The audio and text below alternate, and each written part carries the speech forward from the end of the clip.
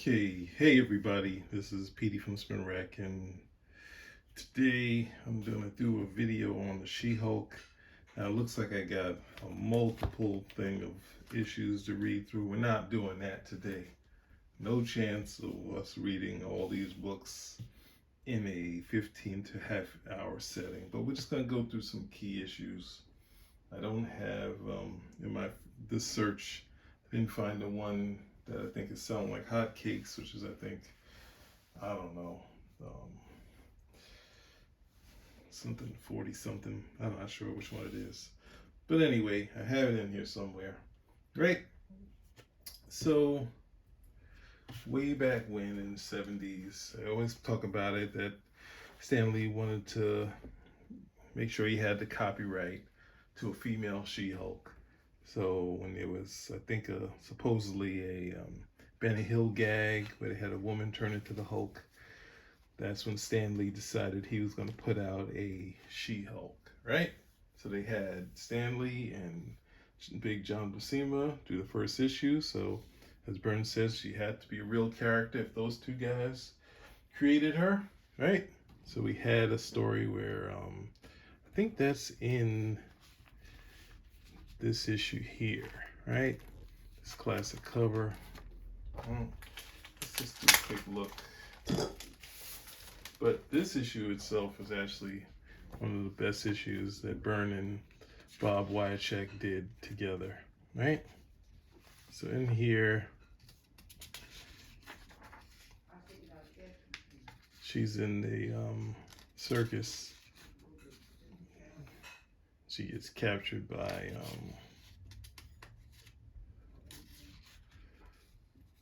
the ringmaster, right? So she mistakenly tells the history of the Hulk, and she gets into her own history. So this is basically it, right? This is not what we're going to see in the TV show, right? She was a lawyer. She's going out against these mobsters. You know, Bruce Banner, who's a character who travels around the country. She kind of, they meet up. She gets tagged. She needs a blood transfusion fast. Only person there with a match is, of course, Bruce Banner, but he's out of town. And that's one thing I think Burns said about that issue is that it didn't go to the cliche where the Hulk would be in there transforming. He just shows up as Bruce Banner, right? So I'm not supposed to show that yet. All right, so let's stick here. All right. So I believe the She-Hulk series ran for like about 25 issues. They had David Anthony Kraft, who wrote the regular series. Mike Vosberg did the art, which did, decent. Girl, his characters were like real clothing, real female bodies, that sort of thing. Not sort of thing that's a fan favorite, but just a solid artist. Not the best villains in the story, but some decent covers by I think Michael Golden did about 3 or 4 of them. And in that first series, the Savage She-Hulk, it ended, but they did have a tidbit that goes into this one, right? The later series. In the Savage She-Hulk, she kind of decides that she likes being a She-Hulk, right? But the She-Hulk has a little more attitude, a little more prone to violence, right? So Roger Stern, no, actually, it's Jim Shooter that took the She-Hulk, put her in the Avengers, and he made She-Hulk pretty aggressive with Hawkeye, and then Roger Stern took it over, and he kind of finished fleshing her out as basically her staying as She-Hulk the entire time, right? And Byrne reading how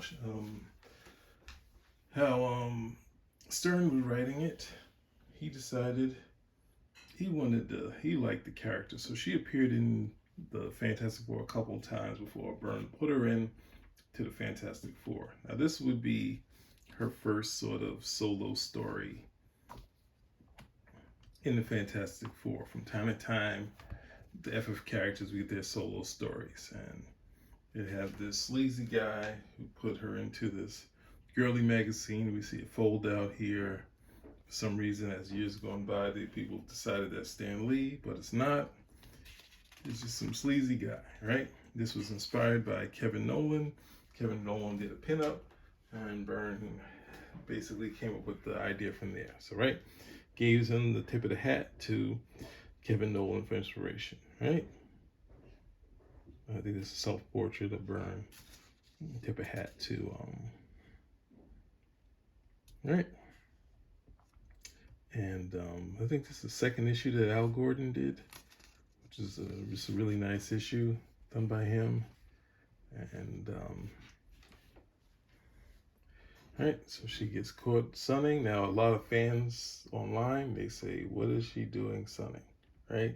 She's green. She has impenetrable skin. She shouldn't be able to tan. She's just sitting out in the sun.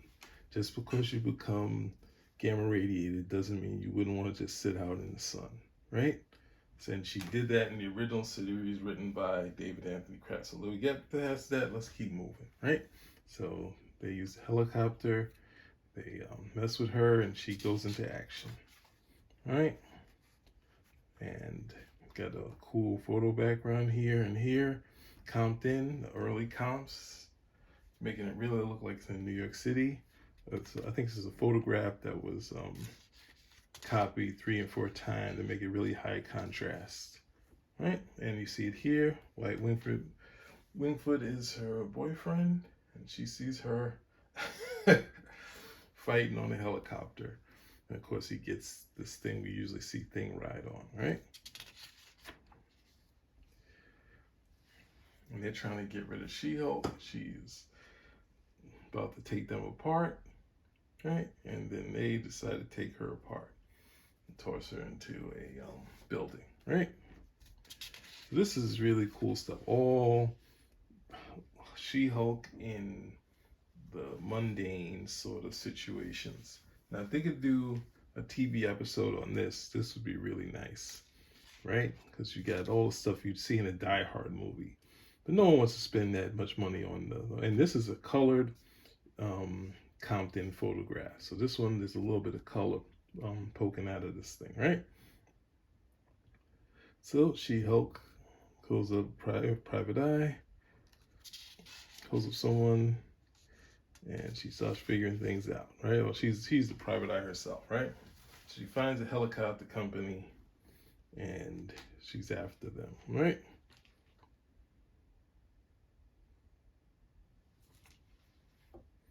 And she gets them to talk by a little bit of intimidation, right?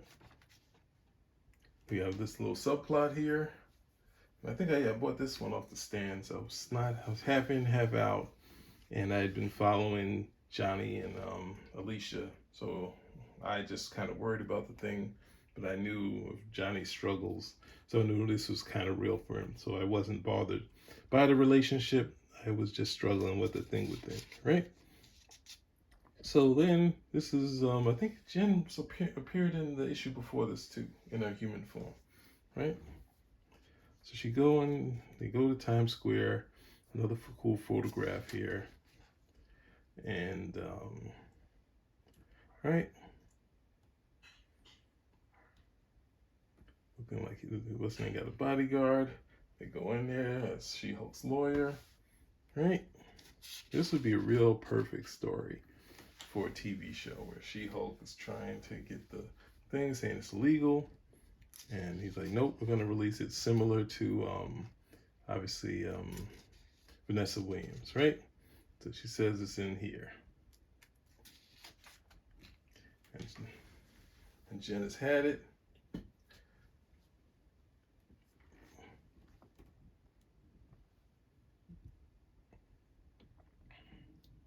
And she decides to hit him with, he says he's going to put him in jail.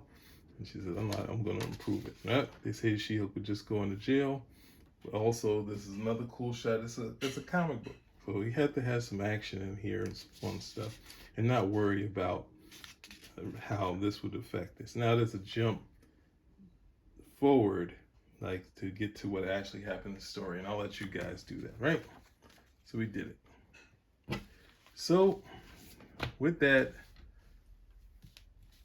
Byrne also did a graphic novel with Kim DeMolder. This is outside of the last Galactus story. Byrne rarely did much. Well, I guess he did some prestige formats in the Batman graphic novel, but you would think, for the way fans think now, he would do a what's that thing? He'd do a Wolverine graphic novel, but he's enjoying the She-Hulk, so he kind of did this story.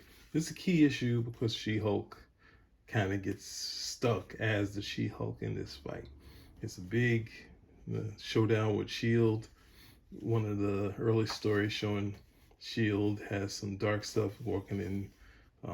So all this stuff could kind of play out, but that's not what this is. But yeah, this is another nice issue. I might want to come back and do this, but I wanted to give you a key issue with the Fantastic Four and the legal thing, right? But this series is going to be like this solo Avengers thing. And then we'll get to some last thing and I'll round this episode out, right? So we're getting past this stuff, right? This is, right, court costs, right? So She-Hulk is going in as a lawyer, right? She's here, she's a defense lawyer. She's going in the case, and this is done by Chris Claremont and Alan Davis. It's a gorgeous story. She go check it out. She goes in this court case. She's doing her opening remarks, and then they call her to help somebody out outside, right? So she puts on a superhero outfit, and she runs in Titania, and she makes short work of her, and then she goes back to court. And then they say she's back, and she makes short work of her again. And then he asks again, makes short work of her again, right?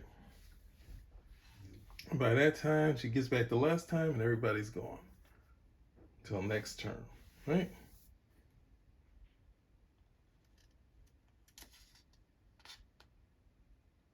And this is one of the key things when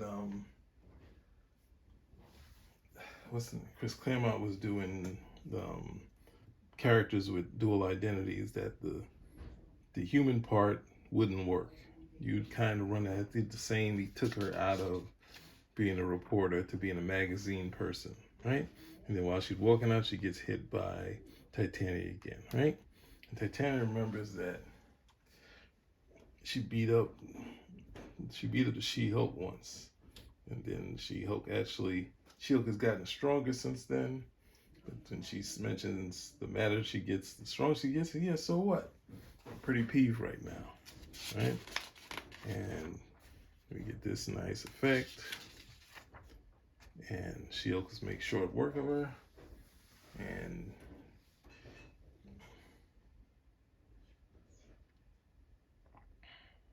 she said, "I was hoping this would be one of the proudest days of my life," right? And then McVicker comes in and they walk off, right? So this is kind of, I think, what they're gonna do for the TV show, right? But what we could have is kind of a, break the fourth wall, push, have the character kind of hit pop culture like this is doing. I think this was before a lot of the other stuff was done in magazines. A lot of gags in here, but yeah, this sort of wit and fun that the character has. This is kind of, they've kind of shown that the She-Hulk is in competition with the Hulk, which really, the Hulk and She-Hulk moments have kind of been touching. This would be crazy if they did Exhumed in the TV show, but I'm asking for too much, right? And I guess to round this out, I'm gonna do another video like this for Namor to show one of my favorite issues, right? Where She-Hulk and Machismo, they're She-Hulk's in there, and she wakes up.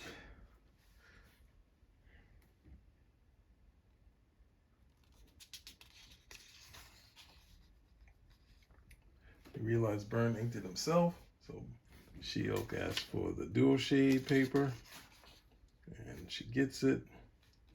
And this is one of the few that's printed pretty well for the dual shade at Marvel.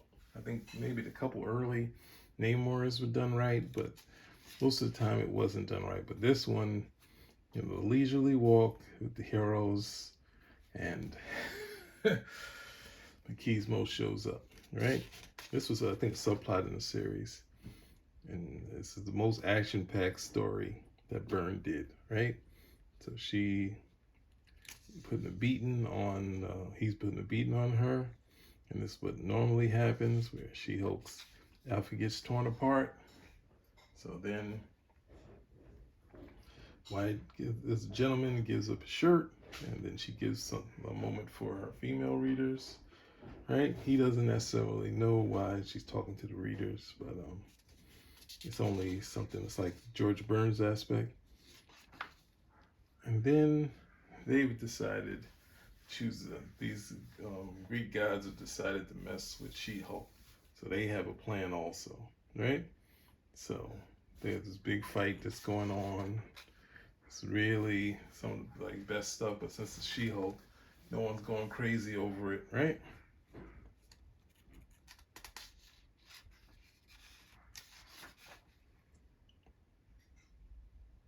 It's just gorgeous stuff, right?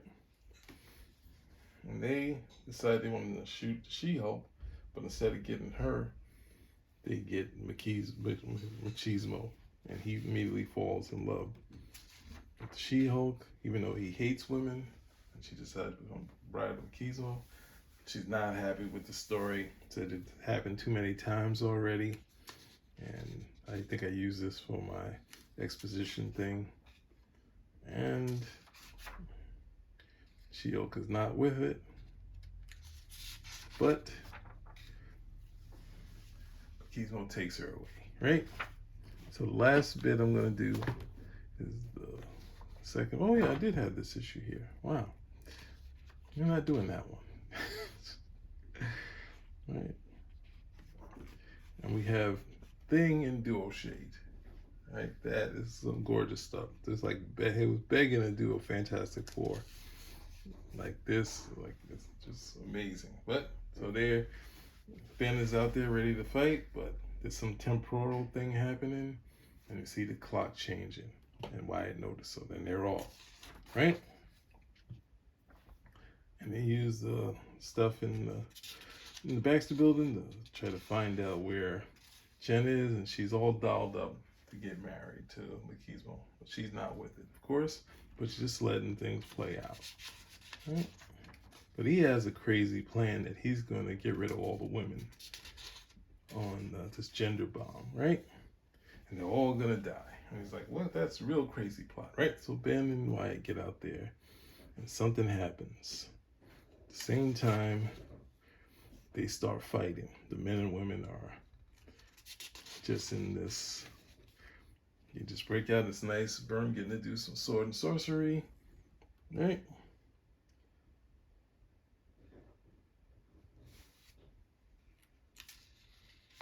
We're gonna worry about that later.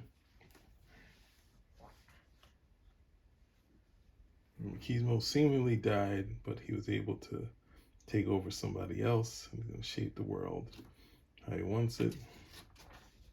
But She-Hulk has had enough, right? Send some packing. But this one thing is Byrne. Oh, that's the other point. The other point was this thing is we've seen some of the wacky villains that we've had here. We have Machismo. We've had Black Talon. Kind of using these. We can see what the Marvel Universe is kind of doing. Is using these obscure villains and making something out of them. That's what Byrne was kind of doing here at the She-Hulk, and when he was on the West Coast Avengers with Master Pandemonium, right? So if you maybe have a bad name or just or a bad design, at some point they could still be kind of heavyweights, right? But they stop, they explain what they're doing, and they say this planet is in perfectly harmony now because men and women are fighting against each other. But Machismo never been told the birds of the bees. That's why he has been trying to take out women, right? So we got that cool thing happening, and we got this. And so you have more wacky characters. So that's one of the things. I guess I'm going to round this out to say one of the bits, which I guess the Marvel Universe itself has been doing, been taking these characters. Some they've highlighted and made it better. Some they've kind of had issue with and apologized for how bad they were. But right around here in '89, when Byrne came back to Marvel and Mark Gruenwald said, what are you going to do?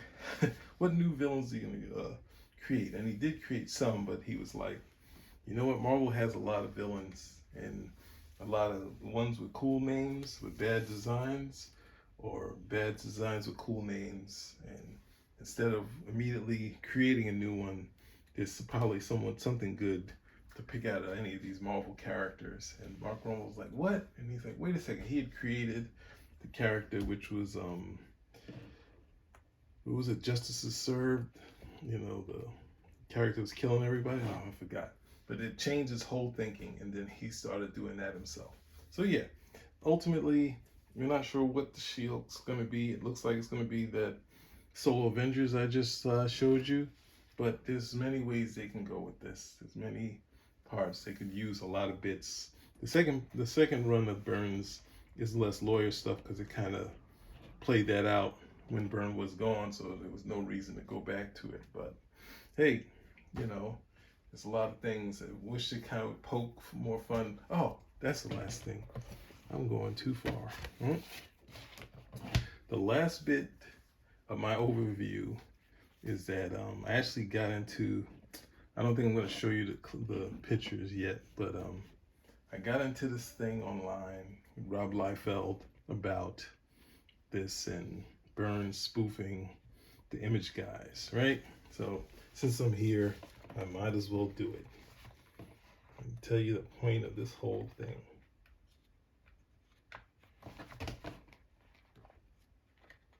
Right? So you think him being nasty and just poking fun at other creators, right? So there was a Spider-Man issue I don't have. Obviously, I've read this thing 3 million times. You can see that. And this issue is since a lot of Byrne's work was swiped, homages by the Image guys, Byrne decided to do what he called fromage for Rob Liefeld's issue 3 of X-Force, right? But basically, he kind of aped his style, right?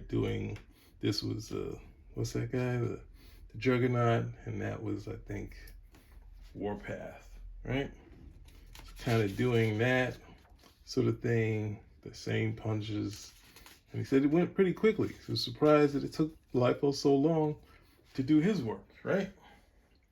But Renee Witterstaetter totally against this and said, get right back to what you're supposed to be doing, right? And we get a cool Byrne doing it in his style, double page. And it's like, as a kid, I wasn't that young at this point. I was 18. So it was kind of like, wow, this is really cool. The dual shade really working in this issue. Get a little history. And then instead of the punch we saw, we see a different punch. This is going back to the classic Xemnu the Titan. And yeah, this is this issue is amazing. And then this is hilarious because I think the Marvel swimsuit issue took some shots of Byrne.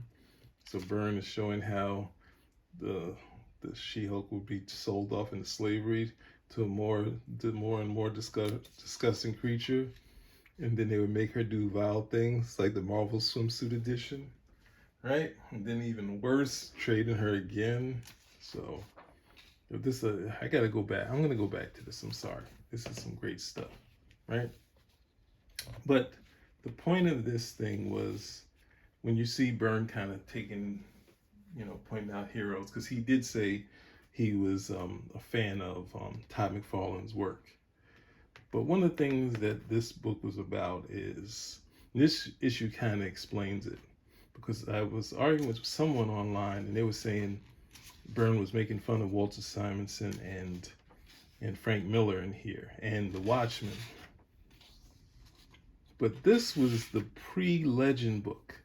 All the Legend, some of the Legend creators, the people in talks in issue 50, Byrne had them do a segment where they wrote it themselves, right? Because they're not sure where Byrne is, so they had people submit stories for the She-Hulk, right? So Renee has these Chippendales guys,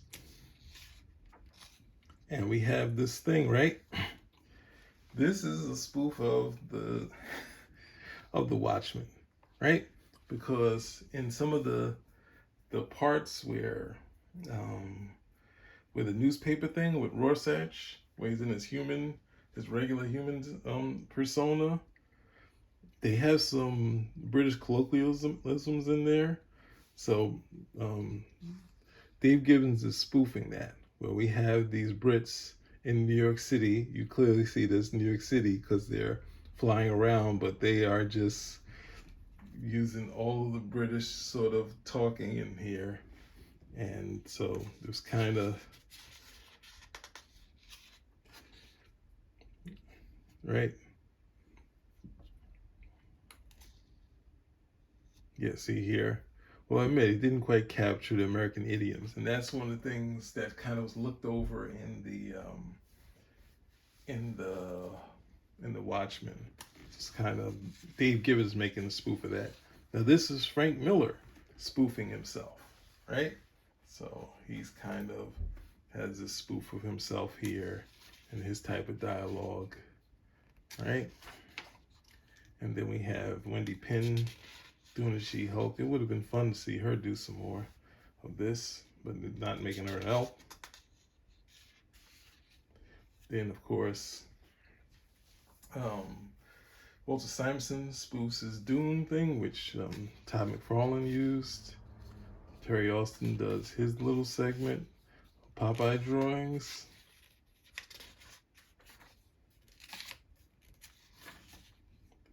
And then, of course, there's a spoof of the Marvel editorial, Tom DeFalco and Mark Grunwald, R.I.P. Mark Grunwald. And we have Adam Hughes doing his Good Girl art. So if you got the book,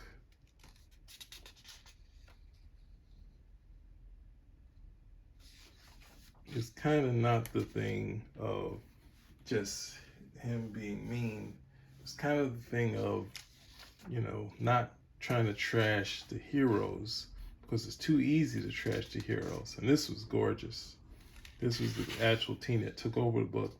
But I don't think Todd Britton got past the second issue, where kind of started to really loosen up, and then they had to change artists. But this stuff was really nice, right? So yeah, it's really gorgeous stuff, right? Then Byrne appears. This is a classic aspect that comes from the Fantastic Four, where the heroes would, this is Byrne's idea. I think it possibly was trying to drag in Arthur Adams to do the kid versions of the She-Hulk. And then, of course, She-Hulk kills Byrne, right? And Byrne says goodbye. So that's when it have fun.